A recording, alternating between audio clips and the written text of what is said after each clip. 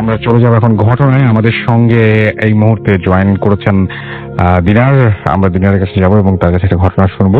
দিনার, শুনি আপনার প্রথম ঘটনা। জি আসল ভাই, আসসালামু আলাইকুম। আসসালাম। জি আসল ভাই, আমি প্রথম যে ঘটনাটি শেয়ার করছি এটা আমি আমার এক ফ্রেন্ডের আন্টির মুখ থেকে শুনেছি। তার নাম হচ্ছে রেহানা বেগম। তো আমি সবসময় তার ঘটনায় চলে যাই। তো তার ঘটনাটি ঘটেছিল, তার দেশের বাড়ি হচ্ছে শেরপুর জেলার নালিতাবাড়ি। তো এখানে এই ঘটনা শুরু হয়। তো আমি একটা শুরু থেকে বলছি। তো ওনার বয়স তখন 8 কি 9 বছর বয়স হবে। তো একদিন সকালবেলা আকাশে খুব মেঘ করছে। তো এত বেশি মেঘ হয়েছে যে মানে পুরো আকাশটা মানে সন্ধ্যার সময় যেরকম অন্ধকার হয় ঠিক ওইরকম অন্ধকার হয়ে আছে তখন দিনের বেলা। তো উনি বৃষ্টি হচ্ছিল, তো উনি গোসল করার জন্য উনি বাসা থেকে বেরোন। তো বাসা থেকে বেরোনি বৃষ্টিতে ভিজতে থাকেন। তো তখন উনি ওনার বাড়ির আশেপাশে যারা ছিল, তার ফ্রেন্ড যারা ছিল, তাদেরকে বলে যে গোসল করার জন্য তার সাথে। তো তার কোনো ফ্রেন্ডই তার কথা সায় দেয়নি, কারণ অনেক বেশি মানে ঝড়ের মতো একটা এনভায়রনমেন্ট ছিল, খুবই অন্ধকার হয়ে যায় সকালবেলা। তো উনি একা একাই গোসল করতে থাকে। তো গোসল করতে করতে একটা সময় ওনার বাসার সামনে যে পুকুরটা ছিল সেই পুকুরের দিকে যায়। তো পুকুরের দিকে যাওয়ার পর উনি লক্ষ্য করলেন যে ওনার যে কাজিন একটা আছে, ওনার থেকে 1 বছর বয়সের ছোট, সে দাঁড়ায় আছে আর পুকুরের সামনে আর কেউই নেই। তো খুব ভুতুরে একটা অবস্থা মতো ছিল, খুব অন্ধকার হয়ে গেছে। তো উনি তাকে দেখে জাস্ট একটু সাহস পেলেন। তো উনি পুকুরে জাম্প করলেন। তো উনি গোসল করতেছেন। তো একটু পর উনি হঠাৎ লক্ষ্য করলেন যে মনে হলো যে গরম কিছু একটা তার বডিকে জাস্ট টাচ করে গেল পুকুরের ভিতরে। তখন উনি প্রথম ভাবছেন তবে কোনো মাছ টাচ হবে, যেহেতু ওনাদের পুকুরে মাছও ছিল, কিন্তু মাছ টাচ করলে তার বডিতে কিন্তু গরম ফিল হওয়ার কথা না। তো উনি পুকুর থেকে গোসল করে যখন উপরে তাকালেন তখন উনি দেখলেন যে ওনার কাজিন যে দাঁড়া ছিল সে নেই সেখানে। তখন উনি একটু ভয় পায়। তো ভয় পেয়ে যে পুরো পুকুরের মধ্যে উনি একাই গোসল করতেছে। তো উনি পুকুর থেকে উঠে বাসায় চলে আসে। তো বাসায় চলে আসার পর উনি ফ্রেশ ট্রেশ হয়ে যখন দেখলেন যে তার কাজিন যাকে তিনি পুকুর পাড়ে দেখছে সে ঘরের ভিতরে বসে আছে। তো উনি জিজ্ঞেস করতেছে, কিরে তুই এত তাড়াতাড়ি কিভাবে আসলি, মানে তুই গোসল করস নাই? তখন সে বলে, গোসল করিনি মানে আমি তো যাইনি বাইরে। তখন উনি একটু ভয় পায়। তো তারপর থেকে যেটা হয় যে উনি প্রায় পুকুরে গোসল করতে গেলে ওনার কাছে মনে হতো যে গরম চুলের মতো হবে কিছু একটা তার কাছে টাচ করে যাচ্ছে। তো উনি ওনার প্যারেন্টসকে অনেকবার বলে, তারা ব্যাপারটা উনি সিরিয়াসলি নেয়নি। তো যাই হোক, ছোটবেলা থেকে তার সাথে এই ঘটনাগুলো ঘটা শুরু হয়। তো ওনার বিয়ে হয়ে যায়। তো বিয়ে হওয়ার পর উনি ঢাকায় চলে আসেন। তো বিয়ে হওয়ার পর ওনার 4টা ছেলে হয় এবং 4টা ছেলেই ডেলিভারির সময় মারা যায়। কোনো একটা ইনসিডেন্টে 4টা বেবি তার পর জি। তো তারপরও তার 2টা মেয়ে আছে এবং একটা ছেলে আছে। আচ্ছা। তো ওনার যেটা হয় বিয়ে হওয়ার পর থেকে যে প্রায় ওনার উপর একটা ভার আসতো। তো ভার বলতে গেলে কি যে ওনার উপর একটা জিনের মতো কেউ একজন আসতো এবং সে আসার পর সবাই তার সাথে কথাবার্তা বলতো, ওনার উপরই আসতো। এবং ওটা আসার সময়টা ছিল মাগরিবের নামাজের পর। উনি যখন জায়নামাজে বসে থাকতেন তখনই জিনিসটা আসতো। তো প্রথম দিকে আসে ভালো কথাবার্তা বলতো, সবাইকে নামাজ পড়ার কথা বলতো। তো ওনার হাজবেন্ড ব্যাপারটাকে একটু নেগেটিভলি নিছে যে ওনার ওয়াইফের উপর একটা জিনিস আসতেছে, উনি পছন্দ করতেছিলেন না। তখন উনি চিন্তা করলেন, যেহেতু ওনার ফ্যামিলিতে কিছু প্রবলেম হয়েছে ওনার বেবিদের নিয়ে, তো উনি চিন্তা করলেন যে ওনাকে একটা ভালো একটা হুজুর দেখিয়ে ওনার উপর যে ভারটা আসে এটাকে তাকে মানে করার জন্য, সুস্থ করার জন্য। তো উনি তার ওয়াইফকে নিয়ে গ্রামে চলে আসেন। তো ওনাদের যে শেরপুরে যেখানে, ওখানে চলে আসেন। তো ওইখানে একটা হুজুর নিয়ে আসে তারা, হুজুর না সরি ওঝা। তো ওঝা আসার পর তো ওঝা তাকে চিকিৎসা করায়। তো চিকিৎসা করানোর পর সেই তার উপর যে জিনটা আসতো তাকে তাড়ায় তার উপর থেকে। সেই জিনিসটা যাওয়ার সময় তাকে বলে যায় যেটা যে ওনার তো এর আগে 4টা বেবি মিসক্যারেজ হয়েছেই এবং মারা গেছে সবগুলাই। বলে যে ওনার যে একটা ছেলে যেটা আছে সে তাকে নিয়ে যাবে। তো এটা বলার পর ওনার সুস্থ হয়। তো সুস্থ হওয়ার পর ঢাকায় চলে আসে। তখন অলরেডি 3-4 মাসের বেশি ওনাদের মাথায় ব্যাপারটা ছিল না। তো এর মাঝখানে একদিন ওনার আম্মু ঢাকায় আসে বেড়াতে। তো ওনার ছোট যে ছেলেটা ছিল তার বয়স 7-8 বছর হবে। তো সে বায়না ধরে সে তার নানুর সাথে গ্রামে যাবে। প্রিয় লিসেনার, স্বাগতম বুথ এফএম ইউটিউব চ্যানেলে। এখানে আপনারা শুনতে পারবেন ভৌতিক বিভিন্ন ধরনের গল্প। প্রতিদিন রাত 9টা 30-এ এখানে ভিডিও আপলোড করা হয়। নতুন নতুন ভিডিও পেতে চ্যানেলটিকে সাবস্ক্রাইব করে রাখবেন। তো অনেক বায়না করার পর অনেক জোর জবরদস্তি করেছে, সে কিছুতে ঢাকায় থাকবে না, সে নানুর সাথে গ্রামে যাবে। তো সে নানুর সাথে গ্রামে যায়। তো তখন তার আব্বা আম্মা রেহানা আন্টি ওনারা ঢাকায়। তো গ্রামে যায়। প্রথম দিন ছিল, সেকেন্ড ডেতে যেটা হয় যে তাকে দুপুরের পর থেকে আর খুঁজে পাওয়া যাচ্ছে না। আচ্ছা। তো তারা চিন্তা করলো যে হয়তোবা ঢাকা থেকে আসার সময় তার আম্মা হয়তোবা তাকে কিছু টাকা টোকা দিছে, সে হয়তোবা হাটে টাটে গেছে কিছু কেনার জন্য। তো পুরো বাজার তাকে খুঁজে হয়, সে কোথাও নাই। বাসা আশেপাশে সব জায়গায় খোঁজা হয়, সে নাই, মানে খুঁজতে খুঁজতে সে নাই। তো তারা সব জায়গায় খোঁজাখুঁজি করে। তো বিকেলের দিকের আসরের নামাজের পরে একটা ঘটনা যে ওই রেহানা আন্টি যিনি ছিলেন ওনার একটা ফুপু আছেন বাসায়। তো ওনার বিয়েতে কিছু হয় নাই। ওনার মাথা বয়স কিরকম হবে তাও? বয়স 50 কাছাকাছি। আচ্ছা। তো ওনার মাথার চুলগুলো জট ছিল। তো উনি যেটা করেন যে ওনাদের বাসা থেকে একটু দূরে একটা জায়গা আছে জঙ্গলের মতো, সেখান থেকে উনি শাক তুলতে যান। এটা আসর নামাজের পরে, এর মাঝে কিন্তু বাচ্চাকে খোঁজা হইতেছে। আচ্ছা। তো উনি শাক খুঁজতে গিয়ে দেখেন সেই জঙ্গলটার মধ্যে একটা বট গাছ আছে, সেখানে দেখেন একটা জুব্বা পরা একটা লোক গাছের উপরে বসা। আচ্ছা। বেশ উইয়ার্ড দেখতে থাকে। তো উনি সেটা দেখে ভয় সেখান থেকে দৌড় দিয়ে চলে আসেন বাসায়। সেম একই জিনিস রেহানা আন্টিও প্রায় কয়েকবার দেখেছেন স্বপ্নে। তো ওই জঙ্গলে যে কাহিনী সেটা হচ্ছে, রেহানা আন্টি যিনি আছেন উনার দাদা অনেক আগে জিন পালতেন, 7টা জিন পালতেন বাসায়। তো যখন রেহানা আন্টির আব্বার বিয়ে হয়, তো ওনার আম্মা একটা ইনসিডেন্টে খুব ভয় পেয়ে যায়। তখন ওনার দাদা ডিসাইড করে যেহেতু ছেলেকে নতুন বিয়ে দিছে, তো বাসার মধ্যে এগুলো রাখলে হয়তো ছেলের বউরা ভয় টয় পেতে পারে। তখন উনি যেটা করেন, রেহানা আন্টির দাদা যেটা করেন, যে ওই 7টা জিন যেগুলো ছিল তাদেরকে ওই জঙ্গলের দিকে, একটা বট গাছ ছিল একটা আম গাছ ছিল, সেই 2টা গাছে তাদের সবাইকে চালান করে দেয়। তো তারপর থেকে তাদেরকে বলা হয়েছিল যাতে ওই দিকটা কেউ না যায়, বাট একমাত্র তার ওই ফুপুটাই যেত, যার মাথায় চুলগুলো জট, সেই যেত।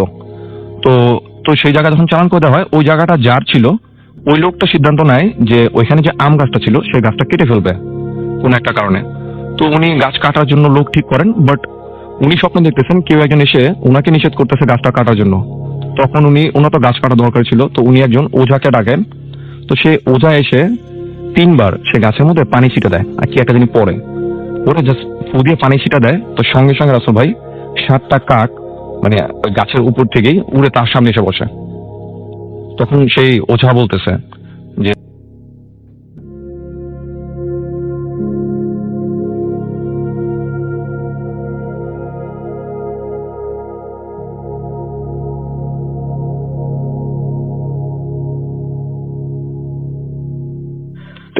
তো এটা করার পর তখন মাগরিবের সময় হয়ে গেছে ওই জায়গা। তো তারা করলেন কি, সবাই পুকুরে নেমে সেই বাচ্চাটাকে খোঁজা শুরু করলেন, যেহেতু আর কোথাও পাওয়া যাচ্ছে না। তো কেউ একজন নাকি তাকে দেখছে লাস্ট পুকুরের সামনে, তো ভাবলেন হয়তো পুকুরে নামছিল কিনা। তো পুকুর খুঁজতেছে, তো ওনাদের ওইখানে ম্যাক্সিমাম বাসাই হচ্ছে মাটির তৈরি। তার কিছুদিন আগে তাদের পুকুর কেটে মাটি উঠিয়ে একটা ঘরও বানানো হয়েছে, তো ভাবলেন হয়তো সেখানে পড়ে থাকতে পারে। তো তারা সবাই খোঁজা শুরু করে, এর মধ্যে বাসার মহিলা যারা ছিল তারাও সেই পুকুরে নামে তাকে খোঁজার জন্য। তো খুঁজতে খুঁজতে মাগরিবের ওয়াক্ত শেষ, প্রায় অন্ধকার।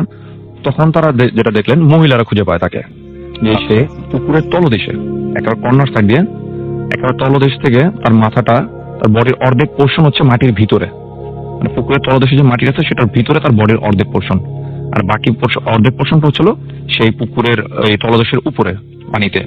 তখন তাকে সেখান থেকে টেনে তোলা হয়। তো টেনে তোলার পর মেডিকেলে নিয়ে যাওয়া হয়, তো ডাক্তার তাকে মৃত ঘোষণা করে, তার পোস্টমর্টম হয়। তো এদিকে তার বাসায় খবর দেওয়ার পর রেহানা আন্টি যিনি, ওনারা মানে রাতের বেলা গাড়ি টাড়ি না পেয়ে ওনারা আপনার ওই চাউলের ট্রাকের উপর করেই গ্রামে চলে যায়। তো গ্রামে চলে যাওয়ার পর যথারীতি তার ছেলেকে আপনার জানাজা করা হয়, দাফন টাফন করা হয় সেখানে। তো তারা সেখানে 3 দিন পর্যন্ত ছিলেন, যে 3 দিনের একটা মিলাদ হয়। তো সেই 3 দিনকার মিলাদের ঘটনা। তো যখন তাদের বাসায় মিলাদ টিলাদ হয়েছে বিকেলের দিকে, তো ওনার এক ভাবি আছে, ওনাদের বাসায় থাকেন, বাসার রুমে। তো গ্রাম দেশের বাসা হয় কি, যে ঘরের দরজা টরজা কিন্তু সবসময় বেসিক্যালি খোলাই থাকে, যে কেউ যে কারোর রুমে যেতে পারে। ইভেন অনেক সময় মনে হয় যে কুকুর বিড়ালও ঘরে ঢুকে যায়, এবার তাদেরকে তাড়া দিলে তারপর ঘর থেকে বের হয়ে যায়।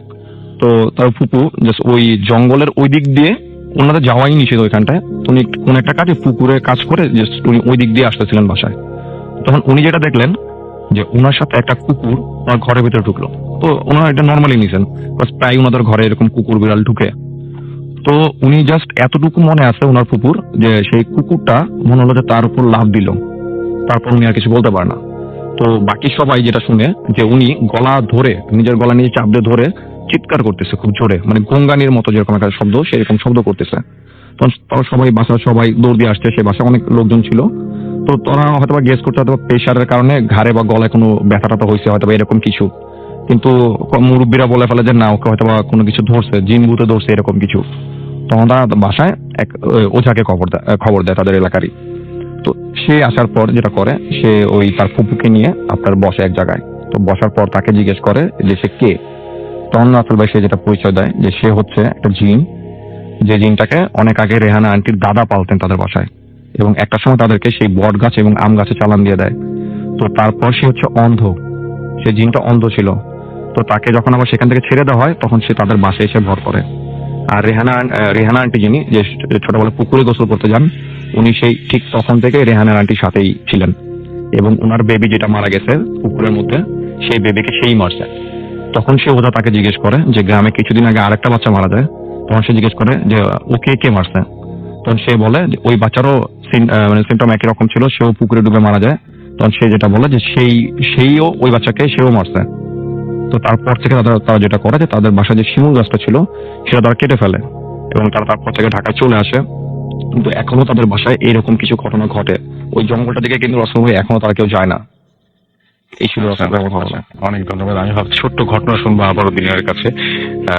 শ্মশান ঘাট নিয়ে একটা ঘটনা ছিল আপনাদের এলাকায়। জি রাসূল ভাই, ছোট্ট সেই ঘটনাটা আমরা একটু শুনে আসি। জি রাসূল ভাই, এই ঘটনাটা আমি শুনেছি জাহিদ নামে এক ছোট ভাইয়ের রিলেটিভের মুখ থেকে। তার নাম হচ্ছে হীরা ভাই। তো হীরা ভাই হচ্ছে আমাদের বাসা থেকে শ্মশান ঘাটের দূরত্ব হচ্ছে 5 মিনিটের, আরো কম হবে। তো উনি আমাদের বাসার ওদিকে একটা কারখানায় কাজ করেন। তো উনি কারখানায় প্রায় কারেন্ট চলে গেলে উনি করতেন কি আমাদের ওই শ্মশান ঘাটের ওইখানটা চলে যেতেন। তো ওইখানটা প্রচুর বাতাস টাতাস থাকতো। শ্মশান ঘাটের একটু মানে বর্ণনাটা যদি আমি দেই, তো ওইখানে একটা মন্দির রয়েছে, কালী মন্দির রয়েছে, এবং পাশে হচ্ছিল শ্মশান যেখানে লাশ দাহ করা হয়, এবং তার পাশে হচ্ছে আরেকটা কবরস্থান, হিন্দুদের একটা কবরস্থান। তো উনি সেখানে প্রায় ওখানে গিয়ে বসে থাকতেন। তো উনি নিজেও খেয়াল করতেন না যে উনি কিভাবে চলে যান সেখানে। তার জানি কেমন মানে মন টানতো সেখানটায়, তো উনি চলে যেতেন। তো সেখানটায় লাশ দাহ করার জন্য যে আপনার কাঠগুলো থাকতো সেগুলো একটা রুমের মধ্যে রাখা হতো, যে রুমটা এখন আর নেই। এটা 7-8 বছর আগে একটি ঘটনা। তো সেই রুমটা সবসময় তালা দেওয়া থাকতো। কোনো লাশ আসলে সেই রুমটা খুলে সেখান থেকে আপনার ওই কাঠের যে লাকড়িগুলো ছিল সেগুলো বের করা হতো লাশ পোড়ানোর জন্য। তো উনি একদিন সেই মন্দিরের সামনে বসে আছেন ঠিক ভর দুপুরবেলা।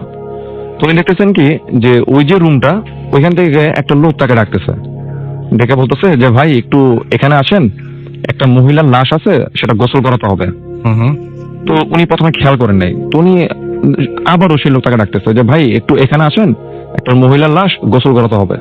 তখন উনি বলতেছে যে হীরা ভাই যিনি, উনি বলতেছেন যে মহিলার লাশ গোসল করাতে হবে তো আপনি জানেন, মহিলা লাশ তো মহিলা গোসল করাবে। তখন সে বলতেছে যে দেখেন মহিলা তো নেই, কিন্তু লাশটা এখন গোসল করাতে হবে, আপনি একটু এসে আমাকে একটু সাহায্য করেন। তো উনি না খুব কনফিউজড হয়ে যান যে উনি কখনো লাশ গোসল করাতে দেখেন নাই ওইখানটায়। আর ওই লোক তাকে যেখান থেকে ডাকতেছে ওনার তখনও খেয়াল নাই যে ওই রুমটা সবসময় বন্ধই থাকে। তো উনি যখন যাবেন, উনি একটা ইসের উপর বসেছিল, টুলের উপর বসেছিল, সেই টুল থেকে নেমে যখন যাবেন তখন উনি দেখলেন যে একজন ওঝা টাইপের একটা লোক, যার চুল টুল জট মানে মানে দেখতে অন্যরকম, কালো একটা জামা পরা, সে লোক এসে সেই কালী মন্দিরের সামনে পুজো করতেছে। তো উনি দেখলেন যে ওই লোকটা পুজো করার পর তার কাছে এসে তাকে বলতেছে যে তুমি এখানে কি করো, মানে তোমার তো এখানে থাকার কথা না। হ্যাঁ, এরকম একটা কথা বলার পর উনি জাস্ট বলে যে আচ্ছা ঠিক আছে। তো এটা বলার পর আসল ভাই যে লোকটা তাকে ডাক দেয়, উনি যে সেই দিকে একটা স্টেপ দেওয়ার পর উনি দেখলেন যে যেখান থেকে তাকে ডাকতেছিল সেই রুমটা তালা দেওয়া, আর সেই রুমটা সবসময় তালা দেওয়াই থাকে। তো উনি পরক্ষণেই পিছনে তাকিয়ে দেখেন যে লোক এসে তাকে মেসেজ দিল একটু আগে, সেই লোকও সেখানে নেই। তো উনি মানে অনেক ভয় পেয়ে যায় সেখানে, যে উনি যে দুজন পার্সনকে দেখছেন দুজনের মধ্যে একজনও সেখানে নেই। তারপর থেকে রাসূল ভাই উনি কিন্তু সেখানে যাওয়া ছেড়ে দেন। ঘটনা। অনেক ধন্যবাদ দিনার। আমরা সরাসরি ঘটনায় চলে যাব। এখন আমাদের সাথে রয়েছেন তানভীর ভাই, এবং তানভীর ভাই একটা ঘটনা বলবো আপনি যেটা বলছিলেন সেটা হচ্ছে সিলেটে থেকে চা বাগানে। তো আমরা একদম শীত থেকে সরাসরি চলে যাচ্ছি চা বাগানে এবং চা বাগানে একটা ঘটনা শুনে আসবো। জি, আসসালামু আলাইকুম লিসেনার্স, সবাইকে হ্যালোইনের ভৌতিক শুভেচ্ছা। এখন যে গল্পটি আমি শেয়ার করব সেটি হচ্ছিল চা বাগানের একটি গল্প ঘটনা। তো আসলে চা বাগানে অনেক ঘটনাই আছে, আমরা এই প্রতিদিনই অনেক ঘটনা শুনেছি, জুজুর ঘটনা। তো এই চা বাগানে এই ঘটনাটি আমাকে শেয়ার করেছেন আমার সাথে যিনি বলেছেন, উনি তো তৌফিক ভাই, আমার কলিগ। তো উনার এক রিলেটিভের ঘটনা এটি। তো ভদ্রলোক চা বাগানের ম্যানেজার ছিলেন, মৌলভীবাজারে কোনো একটা চা বাগানের নামটা মেনশন করছিলেন। তো উনি বেসিক্যালি বললেন যে আমি চা বাগানে অনেকদিন চাকরি করছি, প্রায় 30 বছর আমার চা বাগানের চাকরি করার এক্সপিরিয়েন্স। আমি অনেক ধরনের ঘটনার সম্মুখীন হয়েছি, প্যারানর্মাল অনেক অ্যাক্টিভিটিস আমি দেখেছি, বাট আমাকে কোনো কিছু এইরকম ভাবে, যে ঘটনাটি আমি শেয়ার করবো, এরকম ভাবে আসলে কোনোদিন আমি এইরকম অভিজ্ঞতার আমার হয়নি। তো ঘটনাটি হয়েছে যে চা বাগানে সাধারণত আপনার বছরে একটা নির্দিষ্ট সময়, মূলত বর্ষার সময় হচ্ছিল যে প্রসেসিং প্ল্যান্ট যেটা আছে সেটা বন্ধ থাকে, কারণ বর্ষার সময়। তো এই সময় হচ্ছিল যারা ওয়ার্কার আছে চা বাগানের, সেই ওয়ার্কাররা হচ্ছিল অলস সময় কাটায়। আচ্ছা। তো বিভিন্ন ফেস্টিভ্যাল আয়োজন করে, প্রোগ্রাম হয়। তো একবার একটা প্রোগ্রামে তো ম্যানেজার সাহেব যেহেতু ওনাকে ইনভাইট করেন যে আমাদের একটা প্রোগ্রাম আছে, তো ম্যানেজার সাহেব তার ওয়াইফ বাচ্চাদেরকে নিয়ে সেই প্রোগ্রাম অ্যাটেন্ড করতে যান। তো ভালো প্রোগ্রাম দেখেন, হঠাৎ করে খেয়াল করেন যে প্ল্যান্ট যে ফ্যাক্টরি যেটা আছে সেই ফ্যাক্টরিতে ইঞ্জিনের শব্দ পাচ্ছে, মানে ফ্যাক্টরিটা রান হচ্ছে, চলছে। হঠাৎ করে এই সময় ফ্যাক্টরি অন্ত প্রোগ্রাম হচ্ছে, এখানে ফ্যাক্টরি রান করলো কে? তো উনি কয়েকজনকে নিয়ে তৎক্ষণাৎ সেই ফ্যাক্টরিতে চলে যান। চলে যাওয়ার পরে দেখে যে ফ্যাক্টরি রান হচ্ছে, তো কাউকে খুঁজে পান না, কিন্তু একটা হাসির শব্দ পাচ্ছে, বাচ্চা দৌড়াদৌড়ি শব্দ পাচ্ছে। তো যাই হোক, সবকিছু বন্ধ করে যখন ওই ভিতরে আপনার লেয়ার করা থাকে ওই চা পাতাগুলো, তো লেয়ারের উপরের দিকে দেখা যাচ্ছে যে দৌড়াদৌড়ির একটা শব্দ পাচ্ছে এবং হাসির শব্দ। তো উনি টর্চ লাইট নিয়ে আস্তে আস্তে সিঁড়ি দিয়ে ওই উপরে উঠে উনি দেখেন যে একটা 6 কি 7 বছরের একটা বাচ্চা ছেলে ওখানে দৌড়াদৌড়ি করছে, ভালো পোশাক পরা, কিন্তু ছেলেটার মাথা নেই। আচ্ছা। এবং একটা শব্দ হচ্ছে এবং দৌড়াদৌড়ি তার কাছে আসে। তো এটা উনি দেখার পর আর উনি এটা সহ্য করতে পারেন, উনি ওখান থেকে পড়ে যান এবং অজ্ঞান হয়ে যান। তো নিচে যারা আছেন তাকে রেস্কিউ করে তাকে বাসায় নিয়ে আসেন রাত্রেবেলায়। তো বাসায় নিয়ে আসার পর উনি রাত্রেবেলায় বাসায় যথারীতি থাকে। তো সকালবেলায় উনার মিসেস বলছে যে তোমার এরকম ঘটনা হয়েছে, তুমি রাত্রেবেলা আমাদের কাছে বলনি কেন, আমরা তো তাহলে এই করতাম। তো বলে যে বলবো, তুমি তো প্রোগ্রামে ছিলা, আমি তো সরাসরি এখানে এসে, আর আমি তো কিছু জানি না। বলে প্রোগ্রামে ছিলাম মানে? বলে হ্যাঁ, আমার সাথে তো তোমাদেরকে নিয়ে আমি প্রোগ্রামে গেলাম। বলে না, আমরা তো প্রোগ্রামে যাইনি। আচ্ছা। তো বলে যে তোমরা প্রোগ্রামে যে আমি কাদেরকে নিয়েছে। এবং সবচেয়ে মজার বিষয় হচ্ছে রাসেল ভাই, যে যারা ওই প্রোগ্রামে ছিলেন তারাও বলেছেন যে মেম সাহেব এবং বাবু সাহেব যিনি, মানে যে বাচ্চাটা, তারা কিন্তু প্রোগ্রামে অ্যাটেন্ড করেছে এবং যখন ঘটনা শুনে তখন ব্যাক করে। তো এখন কথা হচ্ছে যে তাহলে ম্যানেজার সাহেবের সাথে প্রোগ্রামে কে গিয়েছিল? এর উত্তর উনি জানেননি এবং তৎক্ষণাৎ সে তারপরে ওইখান থেকে চাকরিটা উনি ছেড়ে দেন। আচ্ছা, ওকে। এখন যেটা হচ্ছিল যে আজকে আমি এখানে প্রোগ্রাম করতেছি, হয়তো বা সকালবেলায় আপনি শুনতে পেলেন যে আমি হয়তো এই প্রোগ্রামে আসি। হ্যাঁ, সেটাই, মানে ব্যাপারটা অনেকটা এরকম ধরনের। আমরা চলে যাবো দিনারের কাছে। দিনার, আপনার নেক্সট যে ঘটনাটা, সেটা যেটা প্রথমে শুনতে চাইছিলাম সেটা আমরা শুনে ফেলি, যদি এখন সময় খুব কম, প্রথমে তো অনেক ভালো করে শুনতে পারি। আমি বলছি, তাও গুছিয়ে বলা যায়। তো এই ঘটনাটিও আমি আমার ফ্রেন্ডের আন্টি রেহান আন্টির মুখ থেকে শুনি। তো উনি যেভাবে শেয়ার করেন আমি ঠিক সেভাবে বলছি। তো এই ঘটনাটিও শেরপুর জেলার নালিতাবাড়ি গ্রামের ঘটনা, ওই জায়গার। তো রেহানা আন্টির এক ভাবির সাথে ঘটে যায় একটা ঘটনা। তো এটা আপনার 75 বা 78 এই দিকের একটা ঘটনা। তো আপনার ঘটনা হচ্ছে এরকম যে একদিন ওই রেহানা আন্টি যিনি, ওনার ভাবির মেয়ের খুব জ্বর। তো তখন ঠিক সকালবেলা, তো ওনার মেয়ের জ্বর থাকার কারণে তো উনি চিন্তা করলেন যে উনি তাকে বাজারে নিয়ে কোনো একজন কবিরাজ, তখন ডাক্তার এরকম এত ফ্যাসিলিটি ছিল না তাদের ওইখানটায়। তো উনি চিন্তা করলেন যে ওনাদের গ্রামে বাজার ওইদিকে একজন কবিরাজ বসেন, তো উনি বিভিন্ন ওষুধ টষুধ দেন। তো উনি চিন্তা করলেন যে ওই কবিরাজের কাছে তার মেয়েকে নিয়ে যাবে। তো উনি বাসা থেকে বেরোন তখন ঠিক দুপুরের মতো সময়। তো উনি চিন্তা করলেন যেহেতু উনি যদি রাস্তা দিয়ে হেঁটে যায় তাহলে মোটামুটি ওনার বেশ খানিক সময় লেগে যাবে হাটে পৌঁছাতে পৌঁছাতে। তো উনি করলেন কি, উনি ক্ষেতের মধ্যে দিয়ে হাঁটা শুরু করলেন। তো ক্ষেতে যখন উনি হাঁটতেছেন, তো বেশ কিছু দূর যাওয়ার পর ওনাদের ক্ষেতের মধ্যে একটা ঘর ছিল। তো সেই ঘরটা বেসিক্যালি কার, সেটা অনেক ঝামেলা ছিল। কারণ হচ্ছে যে অনেক পক্ষ এসেই সেই জায়গাটা তাদের নিজেদের বলে দাবি করতো। তো সেখানে একটা ঘর বানানো ছিল, তো ওইখানে বেসিক্যালি কেউ থাকতো না, ক্ষেতের মধ্যে একটা ঘর ছিল। তো উনি যখন সেই বাসাটার সামনে দিয়ে যাচ্ছে তখন ঠিক মানে ভর দুপুর এরকম একটা সময়। তো উনি ওনার মেয়েকে নিয়ে যাওয়ার সময় উনি শুনতে পেলেন যে সেই রুমের ভিতর থেকে একটা বাচ্চার কান্নার শব্দ আসতেছে। তো উনি বাচ্চার কান্নার শব্দ শুনে সেই বাসার সামনে গিয়ে থামলেন। তো থামার পর উনি লক্ষ্য করলেন যে বাচ্চার কান্নার শব্দটা সেই বাসার ভিতর থেকে আসতেছে। তো ওনার মাথায় তখন আর ছিল না যে সেই বাসার ভিতরে যে কেউ থাকে না, এটা অ্যাবান্ডন।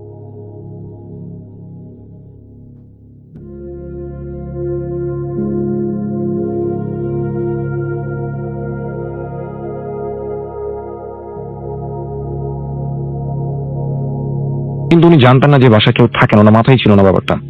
তো উনি বাচ্চাটা কোলে নিয়ে, আমরা যেমন অনেক সময় মহিলাদের দেখি যে বাচ্চা কান্না করলে কোলে নিয়ে একটু পিঠে হাত বুলিয়ে দেয় কান্না থামানোর জন্য, তো উনি সেটাই করতে লাগলেন। তো ঠিক তার 4-5 সেকেন্ড পর আসলে উনি ফিল করলেন যে উনি যে বাচ্চাটাকে কোলে নিয়েছেন তার কান্নাটা মানে সঙ্গে সঙ্গে থেমে গেছে। আর স্বাভাবিক বাচ্চা না, সেটা অনেক মানে শক্ত, উনি মানে সলিড টাইপের কিছু একটা উনি কোলে নিয়ে রেখেছেন। তো উনি ফিল করলেন যে মানে মূর্তির মতো টাইপের কিছু হবে। তো উনি এটা ফিল করার সঙ্গে সঙ্গে তাকে কোলের থেকে সামনে নিয়ে আসলেন। তো সামনে আনার পর আসলে যেটা দেখলেন সেটা দেখে উনি বেশ ভয় পেয়ে যান। সেটা হচ্ছে যে উনি দিব্যি একটা পুতুলের মতো দেখতে, যার বর্ণটা ছিল গোল্ডেন কালার। ওনার ভাষা মতো সেটা ছিল স্বর্ণের। তো উনি দেখেন যে উনি একটা স্বর্ণের পুতুল তুলে নিয়ে রাখছেন। তো এটা দেখার পর উনি কিছু জিনিস আঁচ করতে পারেন। তো উনি সঙ্গে সঙ্গে যেটা করেন যে তার আঁচল দিয়ে ঢেকে সেই মানে পুতুলটাকে, স্বর্ণের পুতুলটাকে উনি নিয়ে উনি আমার বাসার দিকে রওনা হন। তার মেয়েকে নিয়ে উনি আর হাঁটে না গিয়ে উনি সোজাসুজি বাসায় রওনা হন। তো বাসায় আনার পর উনি কাউকে না বলে সেটাকে, তাদের বাসায় একটা সিন্দুক ছিল, অনেক বড় একটা সিন্দুক ছিল, সেটা ভিতরে রেখে দেন। তো উনি রেখে দেওয়ার পর কাউকে কোনো কিছু শেয়ার করেনি। তো রাতের বেলা উনি ঘুমালেন। তো ঘুমিয়ে উনি স্বপ্নে দেখতেছেন যে কেউ একজন তাকে বলতেছে যে তুই যেটা পেয়েছিস সেটার জন্য তোকে 60টা গরু জবাই করে গ্রামবাসীদের খাওয়াতে হবে। তো এটা উনি স্বপ্নে দেখলেন। তো স্বপ্ন দেখার পর উনি কয়েকদিন এই জিনিসটা স্বপ্নে দেখলেন। তো উনি চিন্তা করতেছেন যদি উনি এখন এই 60টা গরু জবাই দিয়ে পুরো গ্রামবাসীকে খাওয়াতে যায় তাহলে সবাই হয়তো বুঝে যাবে যে সে কোনো গুপ্ত ধন এই টাইপের কিছু একটা পেয়েছে। তো উনি চাচ্ছিল না যে গ্রামবাসীরা এটা জানুক যে সে কিছু একটা পেয়েছে। তো তাই উনি করলেন কি যে উনি প্রতি শুক্রবার 4-5 জন করে লোক খাওয়াতে লাগলেন। কিন্তু উনি স্বপ্নের যে আজ্ঞা বা যেটা উনি শুনেছেন সেটা কিন্তু উনি ফুলফিল করলেন না। তো এরপরে যেটা হয় তার সাথে যে প্রবলেম গুলো শুরু হয় সেটা আসলে খুবই উইয়ার্ড ছিল। তার ঠিক প্রায় মাসখানেক পর তার যে মেয়েটা প্রথম দিকে অসুস্থ হয়, যাকে নিয়ে উনি কবিরাজের কাছে যাচ্ছিলেন, সে মেয়েটা আবার প্রচন্ড জ্বর উঠে রাতের বেলা। তো রাতের বেলা তার মাথায় বেশ পানি টানি ঢালা হয়। তো রাতের বেলা যেটা কবিরাজের কাছে যাওয়া সম্ভব না, তারা সকাল পর্যন্ত ওয়েট করলো। তো সকালবেলা তারা ঘুম থেকে ওঠার পর যেটা দেখলো যে তার মেয়ের মাথার চুল, সমস্ত চুল মানে জট হয়ে গেছে। তো একটা চুলে মানে বেশ বেসিক্যালি চুলের জট হতে গেলে অনেকটা সময় লাগে এবং শুকনো থাকা অবস্থায় সেটা হয়। তো তারা দেখে বেশ ভয় পেয়ে যায়। এবং যে মেয়ের রাতে এত বেশি জ্বর ছিল সে দিনের বেলা একা একা, ছোট্ট একটা মেয়ে গাছের উপর উঠে যাচ্ছে একা একাই, এবং সে বাসার মধ্যে লাফালাফি করতেছে, খুব উইয়ার্ড বিহেভ দিচ্ছে সে, এবং এতই ভয়ঙ্কর বিহেভ দিচ্ছিল যে বাসার সবাই ভয় পেয়ে গেছিল তার বিহেভিয়ার দেখে। তো তারা যেটা করলো যে তাকে ঘরে এনে মানে বন্দি করে রাখলো। তো ডে বাই ডে তার সিচুয়েশন, তার বিহেভিয়ার গুলো খুবই প্যারানর্মাল ছিল। তো তারা তাকে যেটা করলো যে শিকল দিয়ে বেঁধে রাখলো একটা রুমের মধ্যে। তো শিকল দিয়ে বেঁধে রাখার পর এক হুজুর টুজুর ডাকার কোনো কাজ হয় না প্রথম দিকে। তো ডে বাই ডে দিন যত যাচ্ছে তার ওই রেহানা আন্টি যে ভাবি ছিল তার হচ্ছে 2 মেয়ে এবং 3 ছেলে। তো প্রথম দিকে তার যে মেয়েটা প্রজেস্ট হয় তাকে একটা রুমে শিকল দিয়ে বেঁধে রাখা হয়। তারপরে আসল ভাই যেটা হয় যে তার যে আরেকটা মেয়ে ছিল সেও ঠিক একই সিমটম তার মতো, তারও চুলের একই অবস্থা, জট হয়ে গেছে এবং সেও উইয়ার্ড বিহেভ দিচ্ছে। এভাবে ঠিক তার বাকি যে 3 ছেলে ছিল, বলতে গেলে তারা 5 ভাই বোন, তারা সবাই প্রজেস্ট হয়ে যায়। এবং পরে যেটা হয় যে 5 জনকে, 2 ভাই 3 বোন, 5 জনকে একই রুমের মধ্যে শিকল দিয়ে বেঁধে রাখতো তারা। তো এর মাঝখানে প্রায় মাসখানেক সময় পার হয়ে গেছে। তো সবার শেষে যেটা হয় যে মহিলা রেহানা আন্টির যে ভাবি ছিলেন যিনি পুতুলটা পায়, উনি নিজেও সবার শেষে উনি নিজেও প্রজেস্ট হয়। তো তারা যেটা করে যে তাদের সবাইকে 6 জনকে একই রুমের মধ্যে শিকল দিয়ে বেঁধে রাখে এবং তাদেরকে দেখার জন্য গ্রামের বিভিন্ন মানুষজন আসে তাদেরকে দেখার জন্য। তারা সবাই রুমের মধ্যে বিভিন্ন ধরনের মানে উইয়ার্ড কাজ করতো। তো যখন তাদেরকে এভাবে রাখা হয় তো অনেক খোঁজাখুঁজি করার পর তারা একটা ওঝার খবর পায়। তো তারা সেই ওঝাকে বাসায় নিয়ে আসে। তো বাসায় আনার পর সেই ওঝা বাসায় ঢুকতেই বলে দেয় যে কিছু একটা আছে এই বাসার ভিতরে। তো সেই ওঝা আর রাসেল ভাই, তো ওই মহিলা যিনি হাজবেন্ড ছিল উনি নামাজি ছিলেন, কিন্তু ওনার কিন্তু কোনো প্রবলেম হয় নাই, উনি কোনো প্রজেস্ট কিছুই হন নাই। তো উনি বাসায় ঢুকেই বলে দেয় যে এই বাসায় কোনো কিছু একটা আছে। তো উনি সরাসরি ঘরের ভিতরে ঢুকে, তার কিন্তু জানার কথা না যে বাসায় কি হয়েছে, উনি সোজাসুজি বাসায় ঢুকেই সেই সিন্দুক খুলেন, সিন্দুক খুলতে বলেন। সিন্দুক খুলে দেখেন যে সেই সিন্দুকের ভিতরে কিছুই নাই। তারপর উনি ওনার মতো করে ওনার যে ইগুলো ছিল, অ্যাক্টিভিটিস গুলো ছিল, উনি সেগুলো করেন, তাদেরকে আস্তে আস্তে সুস্থ করে তোলেন। কিন্তু প্রবলেম হয় যেটা, সবাই আস্তে আস্তে সুস্থ হয়ে গেল, সবাইকে অনেকগুলো তাবিজ দিয়ে দেয়। যে মহিলাটা ছিলেন রেহানা আন্টি, যিনি ভাবি ছিলেন, উনি সুস্থ হইতে অনেক সময় নিয়ে নেন এবং এখন উনি অসুস্থ। আর সবচেয়ে ইন্টারেস্টিং ব্যাপার হচ্ছে ওই ঘটনার পর থেকে তাদের বাসায় এখন পর্যন্ত যে গেস্টই যায়, আজ থেকে প্রায় কত মানে 30 বা 35 বছর মতো হবে, যে গেস্টই যায় মানে দিনের বেলা থেকে ঠিক মাগরিব হলে তাদেরকে চলে আসতে হয় সে বাসা থেকে। তার 2 মেয়ের বিয়ে হয়ে গেছে, তারা চলে গেছে সেই বাসা থেকে, এবং বাসার যত মেম্বার আছে সবার গায়ে অনেকগুলো তাবিজ, প্রত্যেকে তাবিজ ক্যারি করতেছে। কিন্তু প্রবলেম হচ্ছে যে আমাকে ঘটনা শেয়ার করে রেহান আন্টি, উনি এই রোজার ঈদেও ওই বাসায় যায় বেড়াতে। তো ওই মহিলা যিনি, ওনার ভাবি যিনি, উনি মানে কিছুটা পাগলামি করে এখনো, বাট ওনার একটাই কথা হচ্ছে যে আসছো খেয়ে চলে যাও। উনি কাউকে রাতের বেলা তার বাসায় স্টে করতে দেয় না এবং কেউ করতেও পারে না তাদের বাসায়। ওকে, থ্যাংক ইউ ভেরি মাচ। আজকে একটা ঘটনা শোনাবেন, তার নাম হচ্ছে রেজা মাওলা, এবং আপনার বাসাটা কোথায় একটু যদি কাইন্ডলি বলতেন।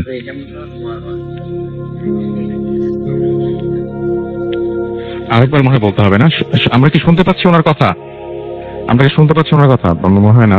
আরেকবার বলেন প্লিজ। আসসালামু আলাইকুম, আমি রেজা মাওলা। আমি সিনিয়র এক্সিকিউটিভ কোর্স বাংলাদেশ, আর আমার বাসা হচ্ছে মহাখালী ওয়ার্ল্ড গেট। আর আমি ভূত এফএম এর অত্যন্ত অন্ধভক্ত বলা যায়। বুঝতেই পারছি আপনি সে অনেকক্ষণ আগে থেকে আমাদের অনেকক্ষণ এখানে আগে বসে এসেছি, আছেন। আর মূলত আমার মেয়ের কারণেই আমি এটা মনে প্রাণে এটা বেশ এনজয় করি, এবং সেটা পরবর্তীতে আমি সেই ভূত এফএম এর কারণে আমি প্রতিদিন সব কাজ শেষ করে ওইটার জন্য নির্দিষ্ট সময় ব্যয় করি, এবং সেটা আমি আমার মেয়ে এটা অনেক বেশি এনজয় করি। Thank you R very much. চলে যাই আমি ঘটনায়, যেটা হচ্ছে আমার শ্যালক ইনি অপূর্ব নিশ্চয়ই শুনছে, তাকে ডেলিগেট করে আমি বলছি। সেটা হচ্ছে সাভার এলাকার একটি ঘটনা।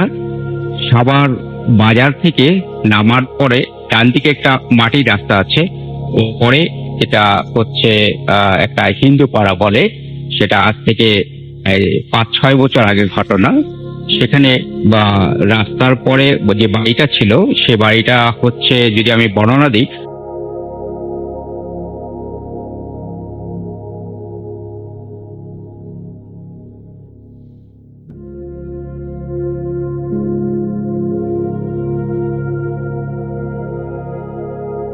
খুব সুখেরই ছিল।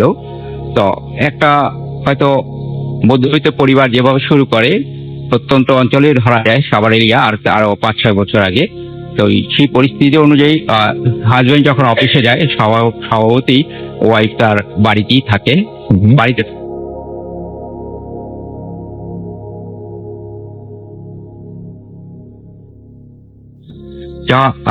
তখন একদিন বিকেল বেলা হাজবেন্ড বাড়িতে এসে দরজা নক করলো। তখন এই মোবাইলের এই সহজলভ্যতা ছিল, যে কারণে হয়তো মোবাইল দিয়ে হয়তো তার গিন্দি আমরা কত বছর আগের কথা বলছি যদি আমাদের সবাইকে মনে সেটা করিয়ে ছিল দিতেন। প্রায় আজ থেকে 5-6 বছর আগে। আচ্ছা। আবারে তখন মোবাইল ছিল মোটামুটি।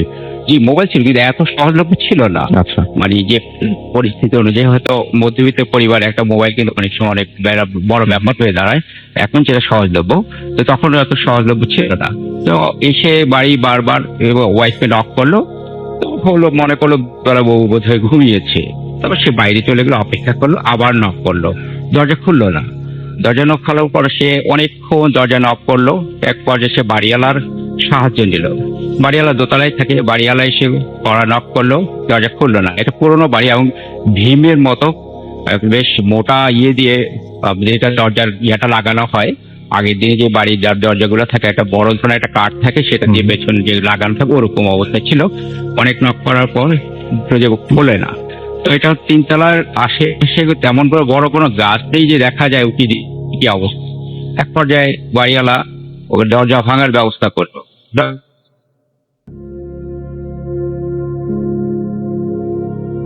আছে, তার গলার গলাটা কাটা, গলা কাটা অবস্থায় আছে। আপনার কল্পনা করুন যে দরজা খুলে এরকম একটা দৃশ্য দেখলে যে কেউ মনে করবে যে নিশ্চয়ই কেউ খুন করে গেছে বা এরকম কিছু হ্যাঁ, একটা। এরকম। প্রথমে এরকম ধারণা হবে, এই- বাট এখানে তা না, এখানে ঘটনাটি একটু অন্যরকম করেছিল। কি হয়েছিল? হ্যাঁ, এটা পরিস্থিতি অনুযায়ী মনে হয় তাকে মার্ডার করা হয়েছে, এরকমই হওয়ার কথা। কিন্তু যখন পুলিশ আসলো, পুলিশ এসে যখন পুরো তদন্ত করে দেখলো যে আশেপাশে ভেতর থেকে দরজা যেহেতু লাগানো, এটা কোনো স্কোপ নেই যে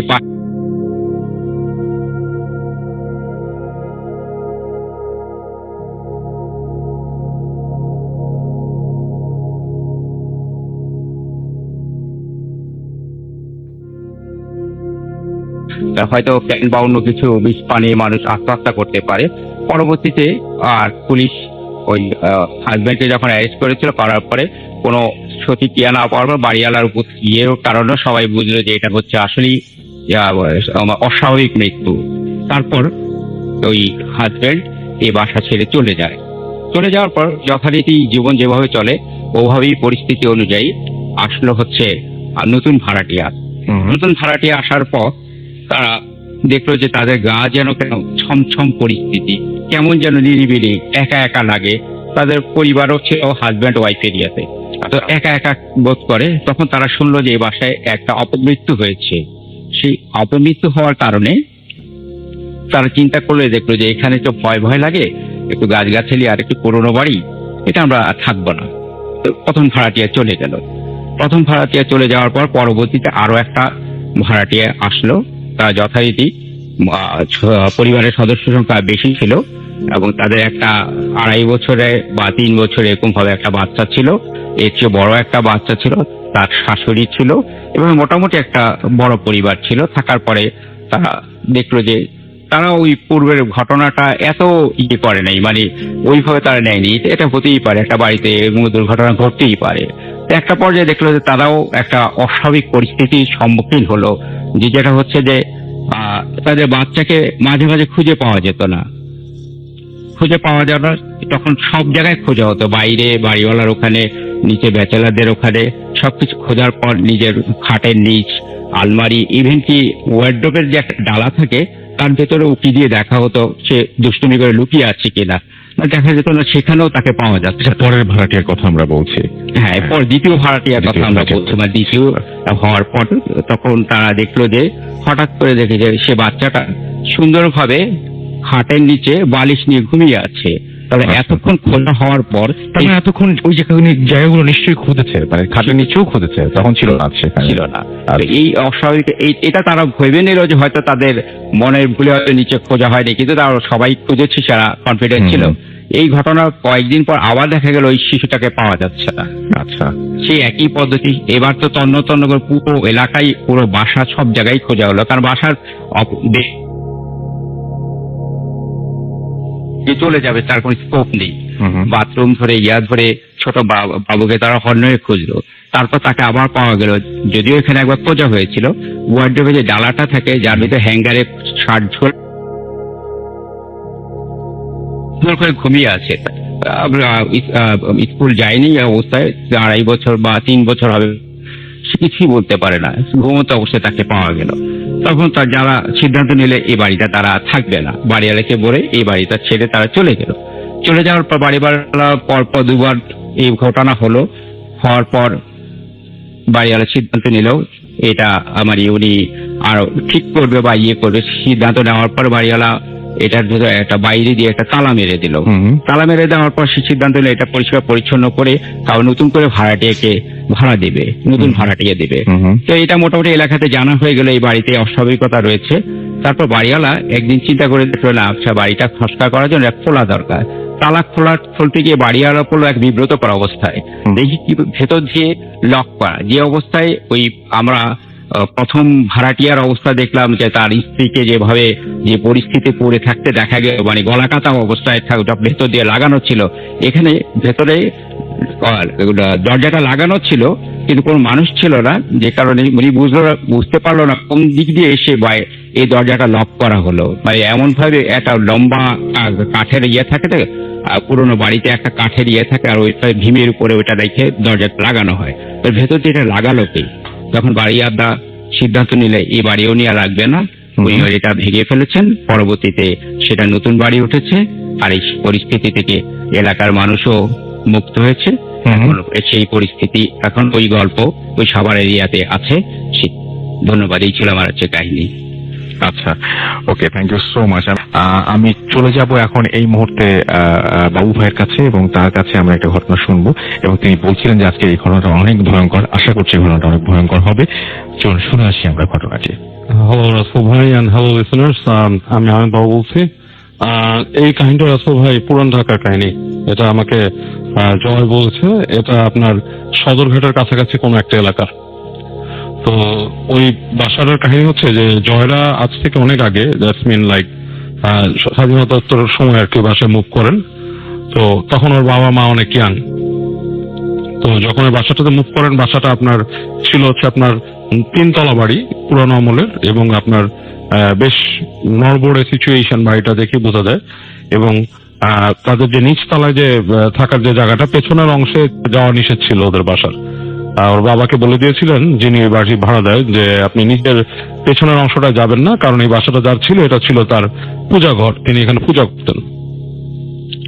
তো জয়রাও ওখানে মানে বলে যে আচ্ছা ঠিক আছে, কারণ ওর বাবা যখন ঢাকা তখন নতুন এসছে এবং ওনারও থাকার জায়গা দরকার, উনি জায়গাটা আসলে অ্যাভয়েড করতেই চান আর কি। উনিও বলেন ঠিক আছে, ইটস নট এ প্রবলেম।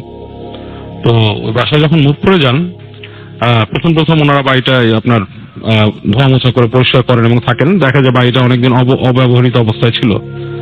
বাড়ির ভেতরে আর কি তেমন একটা মানে পরিষ্কার পরিচ্ছন্নতা লক্ষণ দেখা যায়নি, ধুলোবালি, মাকড়সার জাল, এই ধরনের জিনিস ছিল।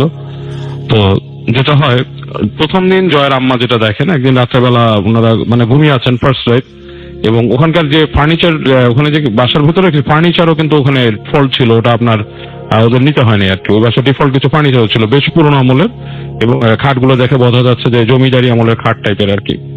তো যাই হোক, তো প্রথম দিন ওনারা যখন শুয়ে আছেন রাতের বেলা, অনেক রাতে দেখছেন জয়ের আম্মা যে আপনার বাসার যে রুমের যে জানলা আছে, এবং জানলার উপর একটা ছোট আপনার ভেন্টিলেটর গুলগুলি যেটাকে বলে সেটা আছে, ওখানে হালকা আলো আসছে, রুমটার মধ্যে আবছা আলো মানে ছায়ার মতো। তো উনি খেয়াল করেন যে মনে হচ্ছে জানলার সোজা কেউ একজন বসে আছে, মহিলা টাইপের, এবং ওই হালকা আলো মাথায় পড়ছে, মাথার মধ্যে হচ্ছে কালো চুল, এবং চুলগুলো আপনার ফোলা ফোলা টাইপের, মানে বেশ পাফট। এখনকার মেয়েরা অনেক সময় যেমন ফার্ম করে চুলটা ফুলে যায় আর কি, এরকম টাইপের চুলের মতো লাগছে আলোতে, এবং পুরো বোঝা যাচ্ছে না। এবং ঠিক এই সময় উনি খেয়াল করেন যে আলোটার একটু অংশ এখানে কপালের কাছে পড়ছে, মনে হচ্ছে সাদা কোনো আপনার আঁকা আর কি, ত্রিশূল টাইপের কিছু একটা আঁকা, মানে আবছা সাদা মানে ওখানে বোঝা যাচ্ছে। এবং ইটস বেসিক্যালি লুকস লাইক যে অন্ধকারের মধ্যে কেউ একজন জানালার কাছে বসে আছে, হালকা আলো তার মাথায় পড়েছে, সেখান থেকে হালকা আলোতে দেখা যাচ্ছে তার চুল, এবং কপালের মধ্যে একটা ত্রিশূলের মতো আঁকা সাদা রঙের, এবং স্কিনটা হলো ঘন কৃষ্ণ বর্ণের। এবং এটা দেখুন চিৎকার করে ওঠেন জয়ের আম্মা। তোর আব্বা উঠে যান, উঠে তো বলে কি হচ্ছে, এবং উঠে বলে যে ওইখানে জানলার কাছে কি বসা। তো উনি উঠে যে ঘরের বাতি জ্বালান, লাইট বের করে দেখে যে কিছুই নাই, ঘরের ভেতরে কিছুই নেই, তবে ঘরের মধ্যে একটা কটু গন্ধ, যেমন খড় বা কিছু পোড়ালে যেরকম একটা গন্ধ হয়, পোড়া পোড়া গন্ধ। পোড়া পোড়া একটা গন্ধ, খড় পোড়া। তো জয়ের আব্বা বেশ এটা নিয়ে বলে যে দেখো বাসা তো পুরানো, হতে পারে তুমি হয়তো আলো আধারে দেখছো, বিড়াল যেতে পারে। বলে না, আমি দেখছি এখানে এরকম কিছু ছিল এরকম। তো বলে আচ্ছা ঠিক আছে, তুমি আবার ঘুমাও। এবং মানে উনি তারপর অনেক রাত্রেবেলা ঘুমা যায়। কিন্তু এর পরবর্তী রাতগুলোতে সবসময় জয়ের আম্মা কমপ্লেন করে ওর আব্বাকে যে ওনার কাছে মনে হয় ঘরের মধ্যে কিছু একটা হাঁটে, পাটি পেটিতে হাঁটে, শব্দ পান উনি। এবং ওই হাঁটার সময়টাতে রাসেল ভাই ওই রুমের মধ্যে একটা মানে পোড়া, খড় পোড়া একটা গন্ধ আর কি পুরা ঘরের মধ্যে ছড়া যায়, পুরা ঘরটার ভেতরে। এবং এটা নিয়ে মানে বেশ টেনশনে থাকেন।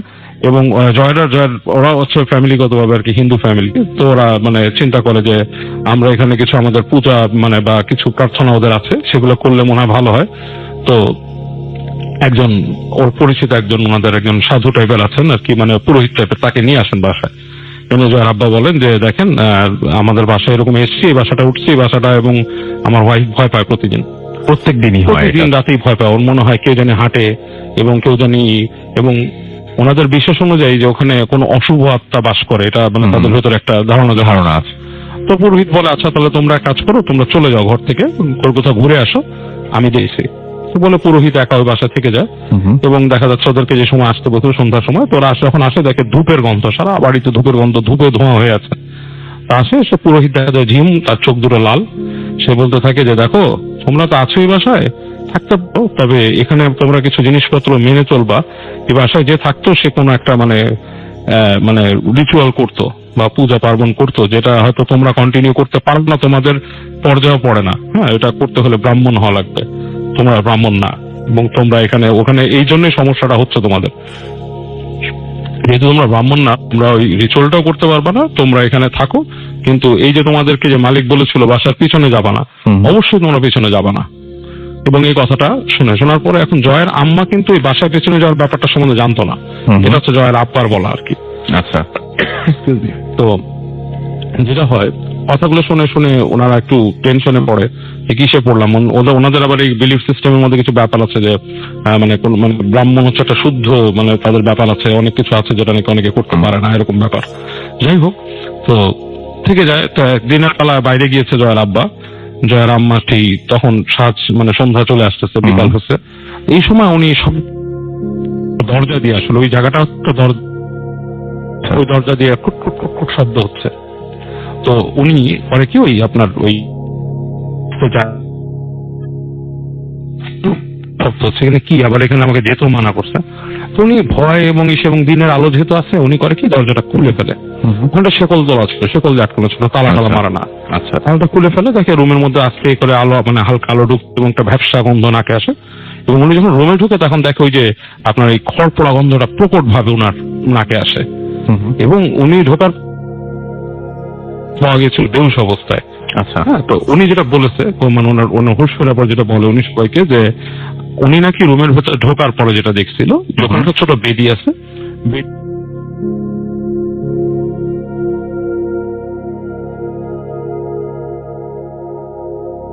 সে মানে জীবন্ত মানুষের মতো, এবং সে চোখ চোখ বড় বড় করে তাকায় ছিল তার দিকে, মানে খুব উৎসাহ দৃষ্টিতে আর কি, রাগের দৃষ্টিতে।